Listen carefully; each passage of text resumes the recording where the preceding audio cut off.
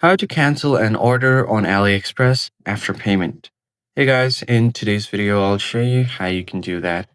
First off, you have to open up the AliExpress application. Make sure you're logged into the account from which you've ordered.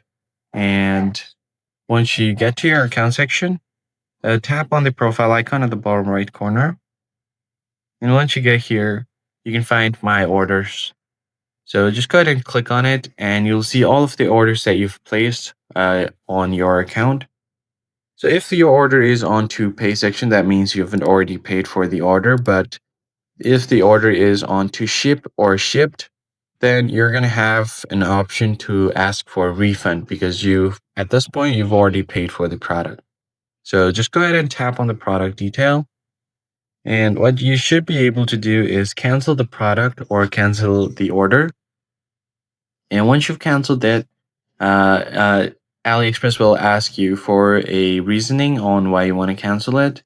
Just give your reason, and if you've paid with PayPal, they're going to ask you to refund it on your PayPal account. It might take somewhere from 3 to 20 business days, so you're going to have to wait for some time. Now, if you are having any trouble with your requests and refunds, then you can find your refunded orders right here, or something that you've requested to refund or return. It will show up on this tab. Now just go ahead and contact AliExpress's customer support if you're having any trouble with your refunds.